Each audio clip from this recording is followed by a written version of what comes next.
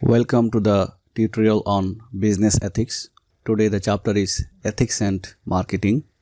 I would like to start this tutorial by showing a quote from Jeff Bezos. The quote is, "If you make customers unhappy in the physical world, they might each tell 6 friends. But if you make customers unhappy on the internet, they can each tell 6,000 friends." That means a unhappy customer could create a dangerous situation for the company. That's why, as a strategy maker of a company, all of us should be careful in formulating strategies so that the dissatisfaction of the customers can be removed.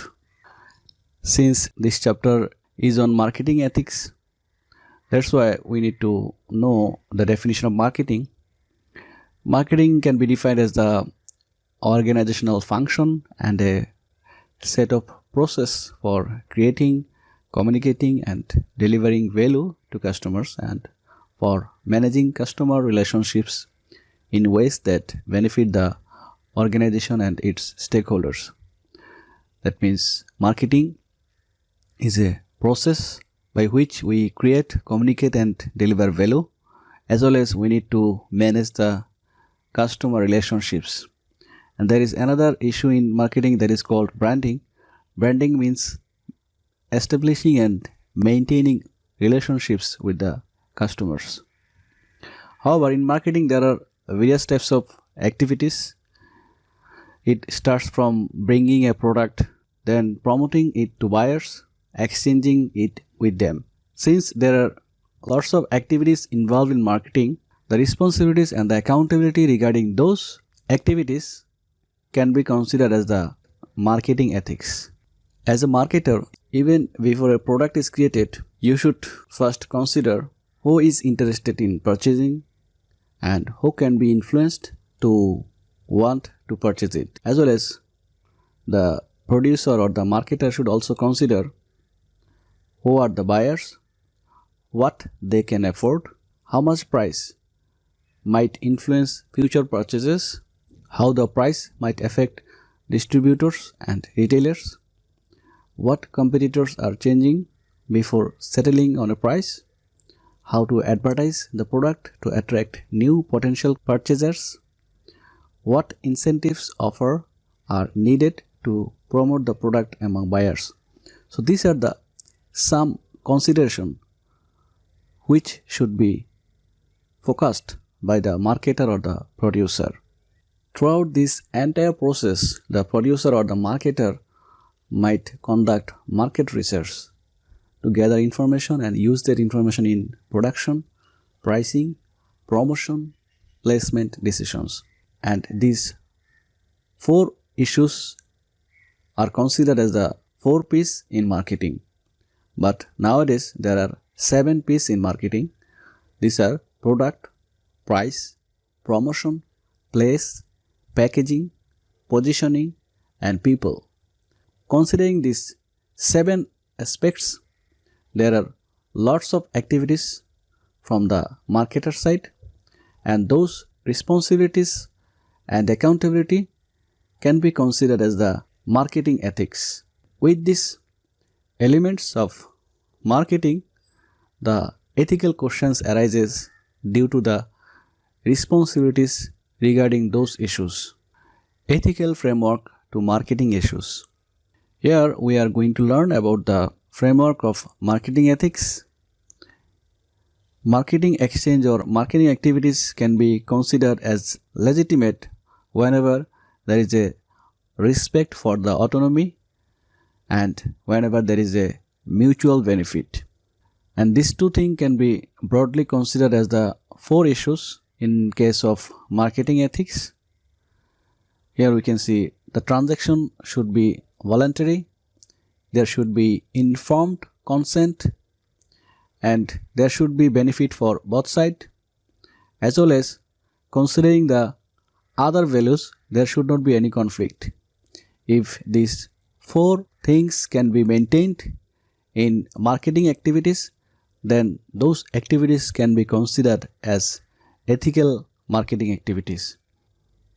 The four conditions which have been discussed in the previous slide, those four conditions can be broadly explained here.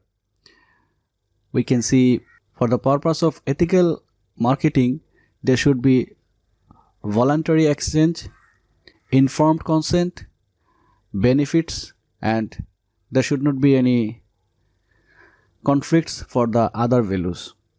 To ensure the voluntary exchange or voluntary transaction, there should be real alternative choices available.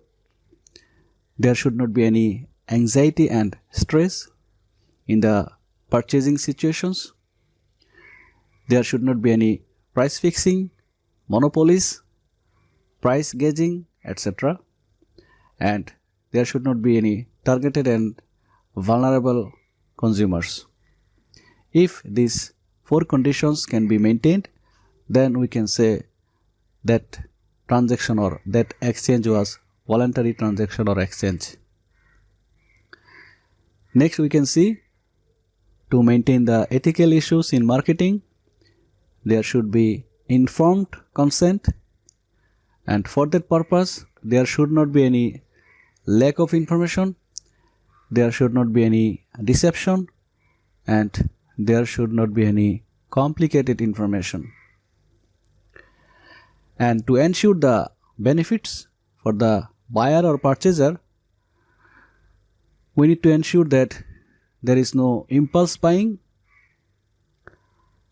there should not be any injuries or unsafe products, and there should not be any situation where there might be contrived wants. And last of all, to ensure the other values or to minimize the conflicts regarding other values for the product, we should ensure the justice. Otherwise, the marketers may fail in the long run. Three key concerns of ethical analysis of marketing issues. In the perspective of marketing, if we want to maintain the ethical issues, then we should be concerned on three issues. The first one is the degree to which individuals freely participate in an exchange, the benefits and cost of each exchange, and other values that are affected by the exchange. If we consider freely participation, in that case, as a marketer, we should respect the buyers or the purchaser. And to ensure the respect for the purchaser or the buyer, the marketer should maintain two conditions. The first one is the person, the buyer, must freely consent to the transaction, and there should be informed consent. The second concern is benefits. To ensure the benefits, the marketer should not do any activities for which the customer go for impulse buying. If there is a impulse buying from the purchaser or the buyer, then the benefit cannot be ensured, and as a result, the customer will not be satisfied from that purchase or buying.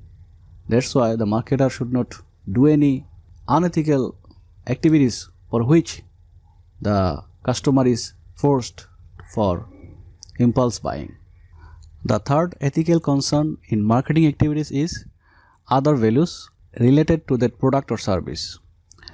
Those other values can be considered as the social values such as fairness, justice, health, and safety. The marketer should not provide any service or produce any product that is harmful for the health and safety.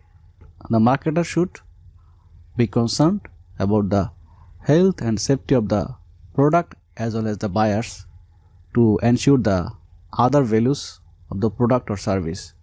And this is the third concern regarding the ethical marketing perspective. two interpretations of responsibility and the application of this interpretation to the topic of product safety.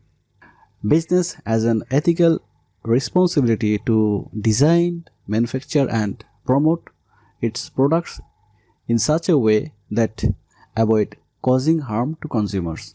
I mean, the marketer or the organization has the responsibility to produce a product or to provide a service which don't do any harm to the consumers. That means in that case the marketer should be concerned about the product safety. And in our chapter 5 of this course we have learned about corporate social responsibility, and from that chapter we are already aware that responsibility can be interpreted in two ways. The first one is responsibility can be considered as the cause of something. On the other hand, responsibility can be considered as the accountability. Accountability means whenever there is a damage by the product or service, there should be someone who will be accountable to recover that damage or harm, and that is called responsibility as a representation of accountability.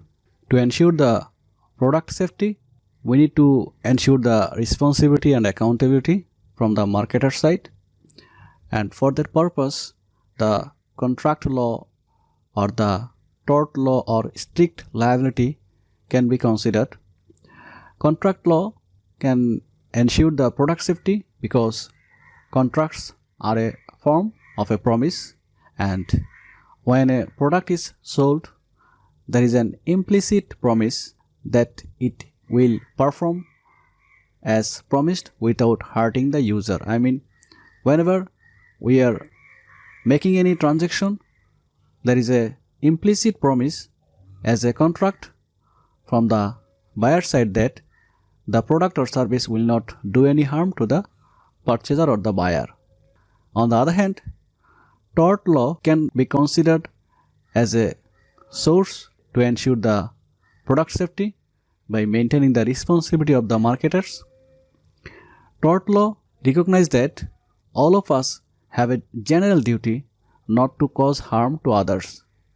And there is another issue that is called strict liability, by which we addresses questions of legal and ethical responsibility for cases in which no one is at fault but someone has been harmed.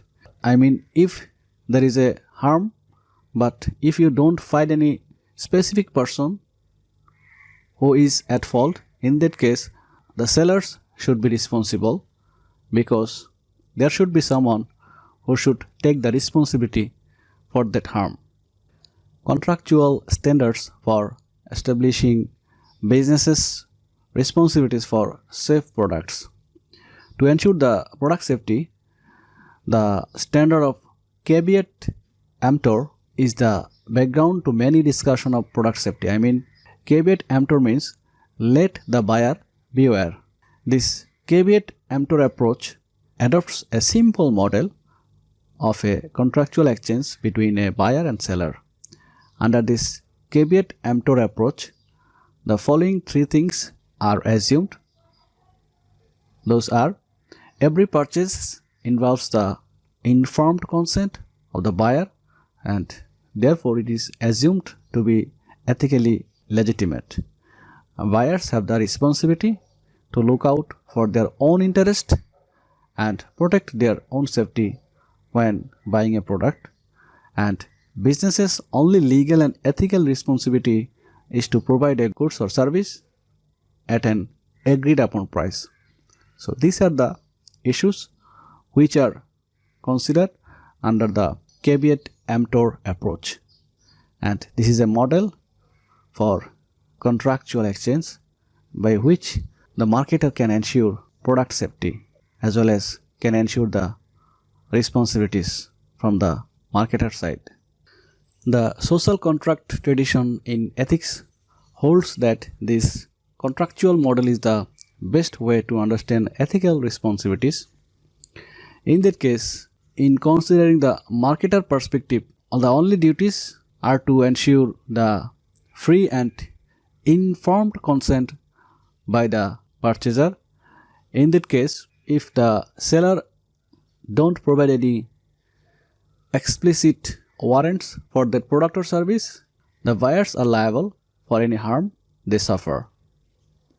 But as a sellers, they have a duty not to coerce or defraud or deceive the buyers. And these are the consideration under contractual model to ensure the product safety. Tort standards for establishing businesses' responsibilities for safe products. The tort law is a avenue for consumers to hold producers responsible for the product safety. And there is an important notion in tort law that is called negligence. Negligence means the marketer should exercise reasonable care.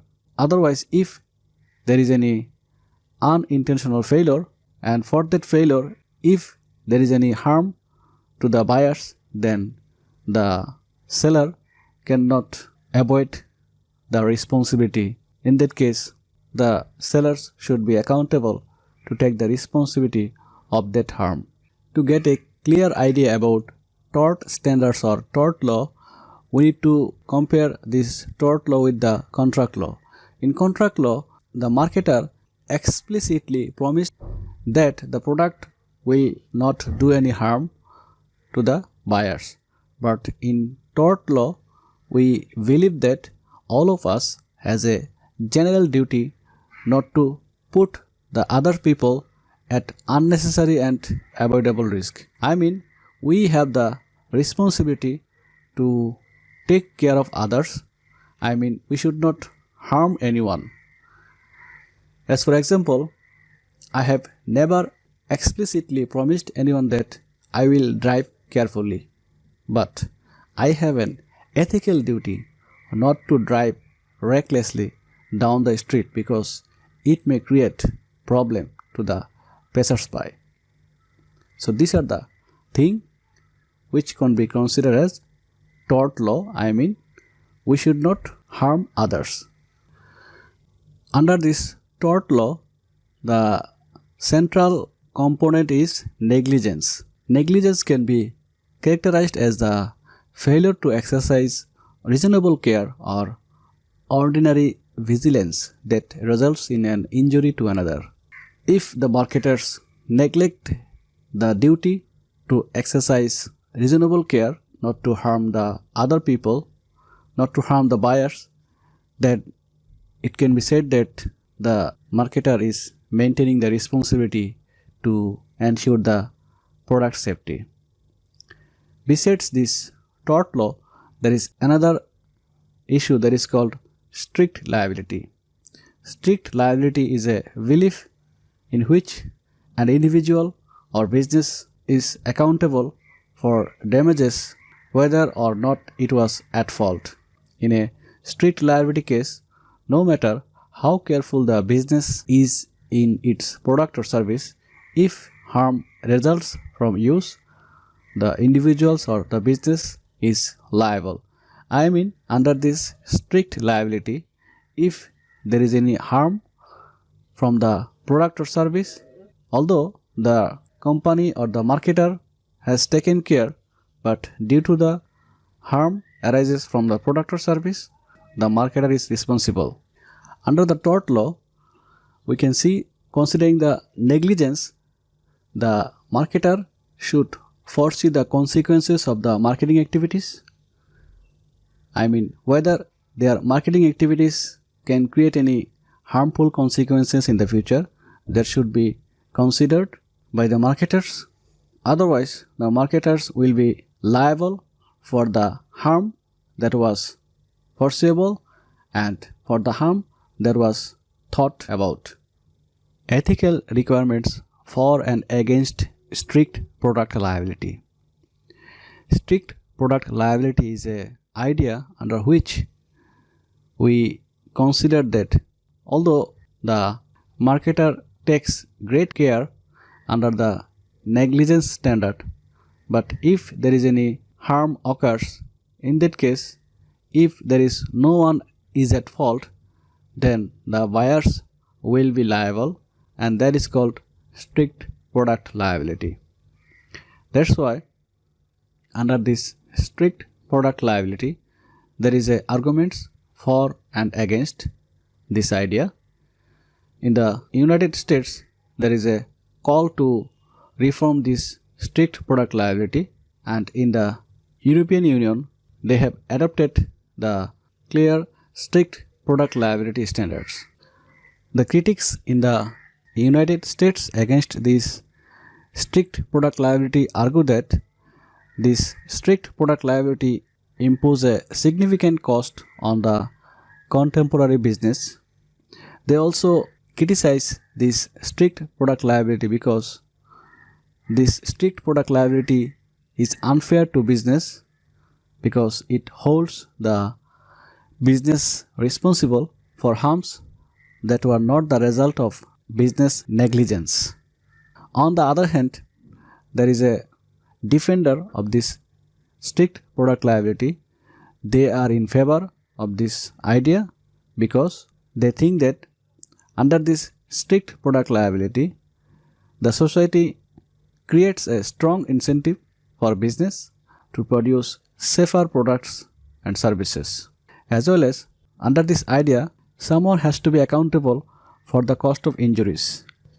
In summary, we can say that strict product liability is not on the basis of negligence and the harms cannot be foreseeable. That's why holding a business liable for these harms cannot provide an incentive to better protect consumers in the future. Because due to the strict product liability, many businesses have been bankrupted by product liability claims, as well as when a business is held accountable, the cost for injuries will eventually fall on those consumers who buy the product through higher cost. Due to this strict product liability, although the buyers are going to be benefited, but in some cases the business may be in a bad situation due to the liability claims, as well as this situation force the businesses to assign higher cost, which will be ultimately paid by the consumers. That's why although there are arguments for strict product liability, there are also criticism against this strict product liability. Ethical and unethical means by which the marketer influence people through advertising. In the perspective of marketing ethics, besides the product safety, we should also be concerned about the advertising, because advertising is a activities by which the marketer influence the buyer to complete a purchase. And there is a notion of target marketing as well as marketing research, by which the marketer place the product in the market, and through the marketing research the marketer can gain idea about the potential customers and their choice, as well as they can get idea how to influence the buyers to purchase the product, and that influence can be done by the promotional activities. And for promotional activities, marketers adopt advertising. There are ethically good and bad ways for influencing others.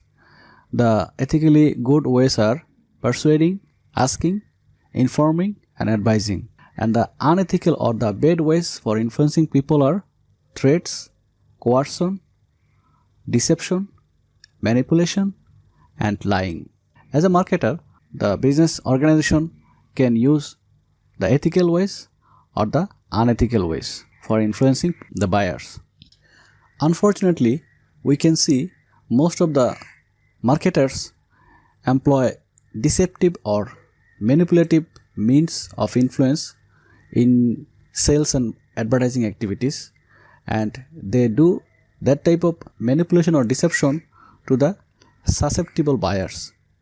And in doing this manipulation or deception they adopt on lying on the products or services. To manipulate the susceptible buyers, the marketers guide or direct the behavior of those buyers, and for that manipulation, the marketers or the organization adopt the process of subtle direction or management. And manipulating people implies working behind the scenes and guiding their behavior without their explicit consent or conscious understanding. Manipulation is done through deception. Sometimes the marketers adopt outright lie.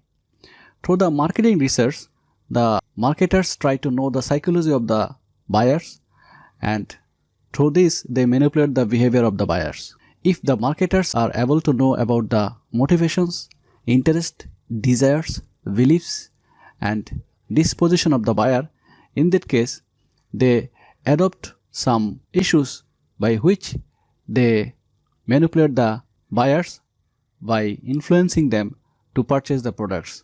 The marketers can also manipulate the buyers if the buyers is in susceptible position.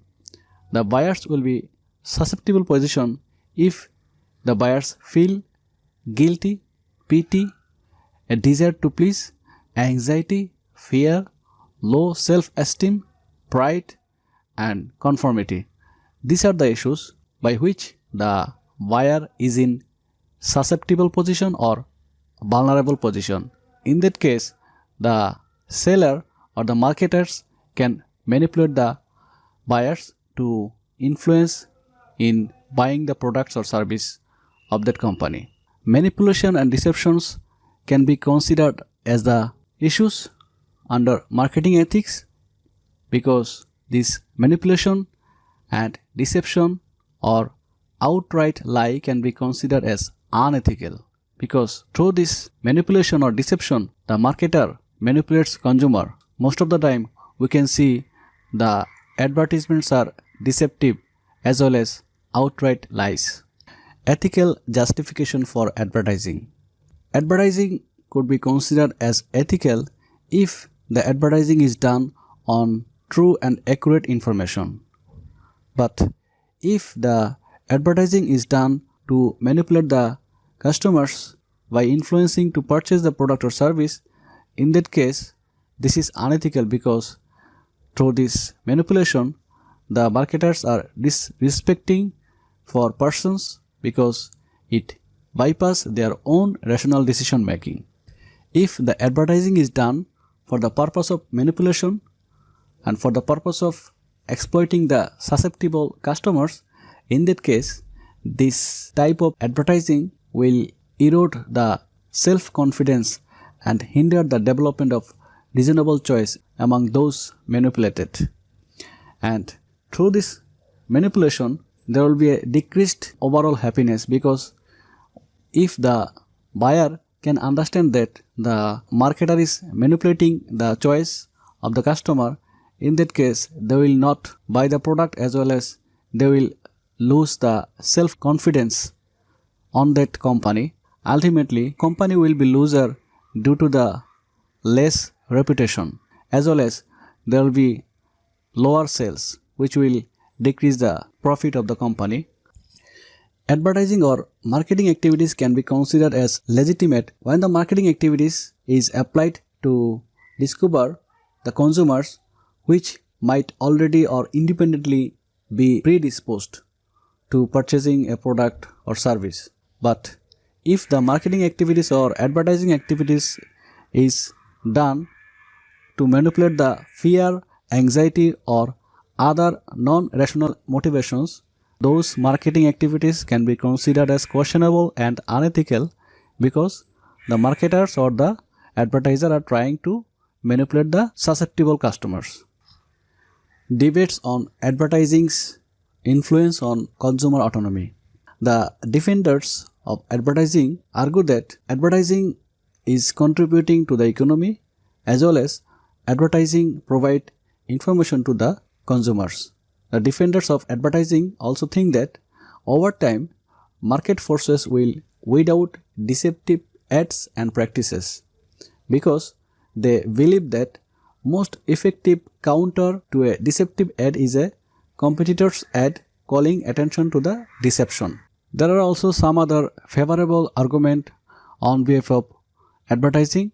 Those are people or customers will be benefited by the marketing or advertising activities because they get information through this service as well as they can make responsible choices. Through this marketing or advertising activities, the marketers shape the culture as well as the marketers directly or indirectly influence the person to purchase the product or service, which will ultimately provide benefit to the economy. There are also criticism against the advertising because advertising and marketing creates irrational demand from the customer side. According to the critics, there are three major and unwelcome implications from the advertising. The first one is by creating wants, advertising was standing the law of supply and demand on its head. Rather than supply being a function of demand, demand turns out to be a function of supply. I mean, due to the advertising activities, demand turns out to be a function of supply, which is opposite to the law of supply and demand. And the second criticism is advertising and marketing tend to create irrational and trivial consumer wants, and this distorts the entire economy. And the third criticism is by creating consumer wants, advertising and other marketing practices violate the consumer autonomy because through a influencing advertising, the customers are not free to choose their product. In short, we can say consumers are being manipulated by advertising. In summary, we can say that advertising violates the consumer autonomy. Through this advertising, the law of supply and demand is reversed and the economy of the affluent society is contrived and distorted. And we can see advertising controls consumer behavior. Consumer autonomy might be violated in a subtle way.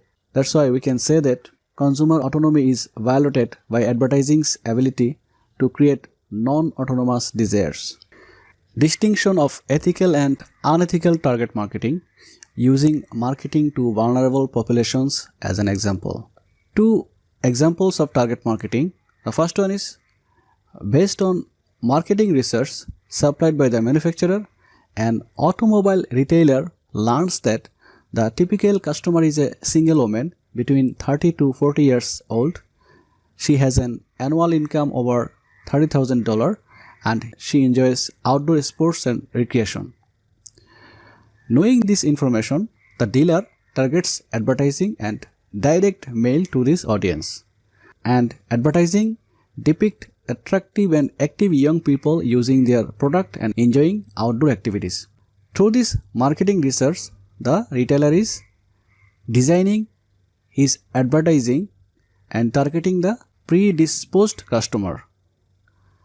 And that's why this can be considered as the ethical target marketing because the marketer is focusing on the judgments. In this sense, target marketing is simply a means for identifying likely customers based on common beliefs and values.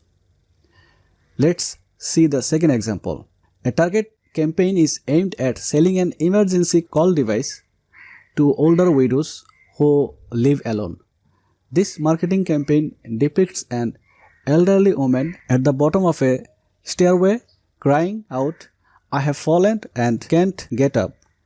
These advertisements are placed in media that older women are likely to see or hear.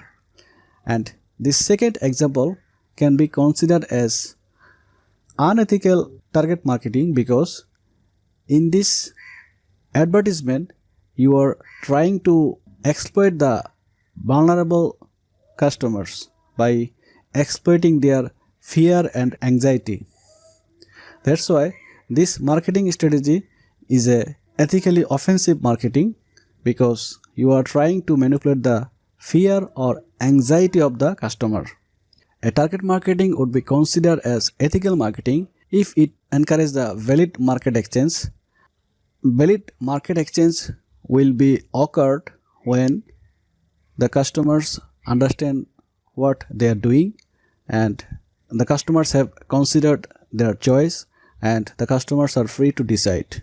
On the other hand, target marketing would be considered as unethical marketing if the marketer is trying to exploit or manipulate the vulnerable customers. A vulnerable customers or consumer lacks the intellectual capacities as well as the customer don't have the psychological ability or maturity to make informed and considered consumer judgment. As for example, children's don't have the intellectual capacities as well as the psychological ability or maturity to take informed and considered judgment. If any target marketing manipulate the children's to influence or any irrational buying behavior, in that case we can say that that target marketing is unethical target marketing.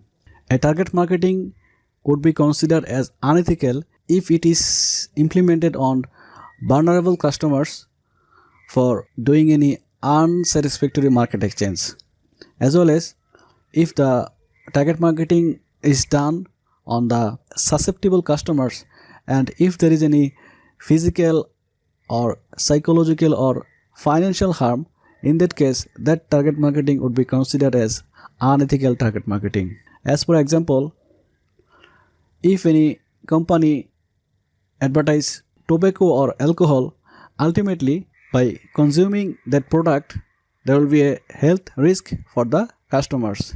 In that case, that advertising would be considered as the unethical target marketing. In this slide, we are going to learn another target marketing which is called stealth or undercover marketing.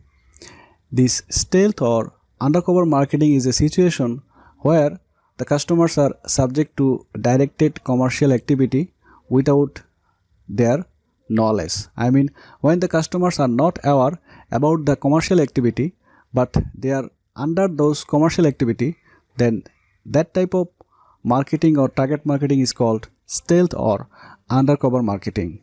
As per example, we can see with the advent of blogs, stealth marketing has hit the internet as well. Internet users reading a product review cannot know if the individual posting the review is a user or the product manufacturers or even a competitors posting a negative review just to sway consumers away from the product. Sometimes this undercover marketing can be considered ethical because consumers' guard is down.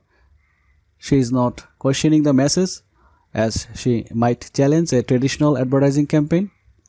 Consumers don't seek out the communicator's vested interest and they see the communication as more personal and often tend to trust the communicator much more than they would trust an advertisement or other marketing material. And sometimes this undercover or stealth marketing can be considered as unethical if this marketing violates the trust of the customers. And if there is any deceptive practice, then those practice undermines the mutual benefit. When a consumer cannot trust the company's communication, the consumer may also lose faith in the company. Businesses' responsibilities for the activities of its supply chain. In creating a product, promoting it, and bringing it to the market, the marketing function of business involves a wide range of relationships with other commercial entities. And the responsibility to those entities can be considered as the supply chain responsibility. The marketer have a responsibility to those supply chain because those entities or those commercial firms are the agent on behalf of the marketers, and as well as the marketers has a direct influence over the agent's action. That's why in the perspective of supply chain responsibility, the marketers have the duty to maintain ethical issues for those supply chain entities because suppliers often act at the direction of business as well as business often exercise significant influence over the actions of its suppliers.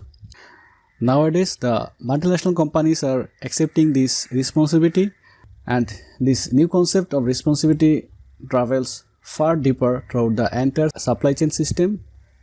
To survive in the market, the marketers should take the responsibility to maintain a good interrelationships with the supply chain entities so that the ethical issues can be maintained.